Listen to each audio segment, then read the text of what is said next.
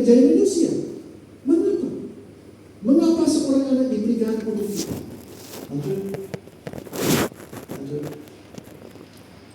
Dia akan membawa damai sejahtera kekal. Jadi pada zaman Yesaya, mereka mengharapkan seorang akan memerintah mereka. Pada saat itu kerajaan mereka tidak stabil. Seolah mereka punya raja-raja yang tidak adil, yang memeras mereka. Mereka berharap ada raja yang akan datang dan membawa keadilan, membawa pendamaian, membawa damai sejahtera. Mengalahkan musuhnya supaya mereka bisa tinggal di tanah perjanjian, merdeka, tanpa penjajahan. Itu harapan mereka. Tetapi apa yang dinubuatkan oleh Yesaya jauh lebih agung. Jauh lebih agung. Dan karena kita tahu semuanya digenapi dalam Yesus, kita bisa memahaminya dengan baik. Lanjut. Ayat 5b, lambang pemerintahan ada di atas tahunnya dan namanya disebutkan orang penasihat ajaib, Allah yang perkasa, Bapa yang kekal, Raja damai. Yesus datang untuk memerintah. Dan ada beberapa gelar atau nama yang dipakai untuk menggambarkan pemerintahan Yesus. Bayangkan saudara menjadi seorang yang terkenal, seorang pemimpin yang terkenal.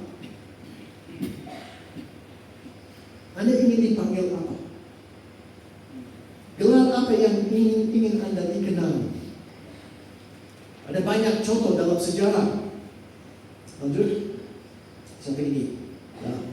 Ini Alexander the Great. Alexander yang hebat. Lanjut.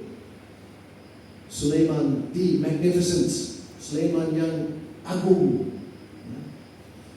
Lanjut. William the Conqueror. William yang selalu menang. Maksudnya. Mungkin mereka kasih nama sendiri. Tapi dua yang lain mungkin dikasih nama oleh orang lain. Lanjut. Ini Ivan the Terrible. Ivan yang jahat. Berikut. Charles the Fat. Charles yang gemuk. Bagaimana dengan saudara? Mau gelar seperti apa? Mau nama seperti apa? Mungkin ada mahasiswa di sini. Yohanes yang yakin. Swilin yang sabar. Severius yang setia. Dosen? Pak Franklin yang fantastis. Ibu Kesia yang kalem. Pak John yang jelas berguna. Ini bisa have fun, membuat gelar untuk diri sendiri, tapi yang kita lihat, Yesus punya beberapa gelar yang penting. Lanjut. Penasihat ajaib, Allah yang perkasa, Bapa yang kekal, Raja damai. Dan kita membaca dalam perjanjian baru bagaimana Yesus menggenapi semuanya, bagaimana semua gelar itu tepat dan cocok untuk Yesus. Penasihat ajaib memikirkan kapan Yesus memberikan nasihat dalam perjanjian baru kepada siapa? Ya, memikirkan. Mahasiswa, ada beberapa yang sudah lupa otaknya masih di kamar. Memikirkan Yesus memberikan nasihat kepada siapa?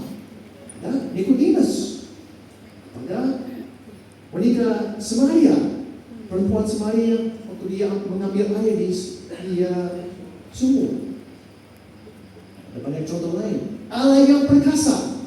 Yesus melakukan banyak mujizat yang hanya bisa dilakukan oleh Allah. Juga Yesus terlibat dalam penciptaan. Kita membaca dalam surat Paulus.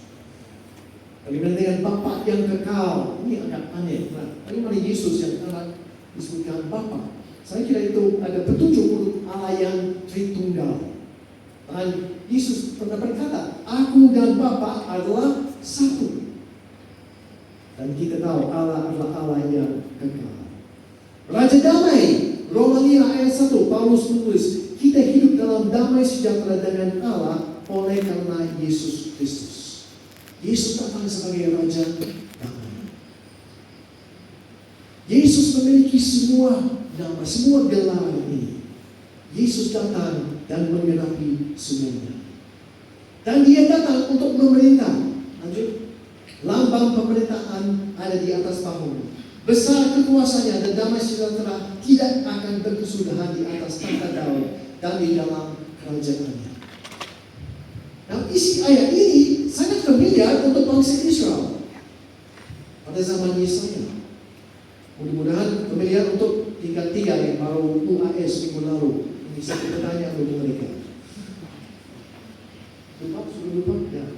Nubuat ini tentang pemerintahan sangat penting untuk mereka saat itu karena saat itu kerajaan mereka kurang baik. Mereka ingin seorang raja yang luar biasa. Orang Israel rindu seorang pemimpin yang jauh lebih baik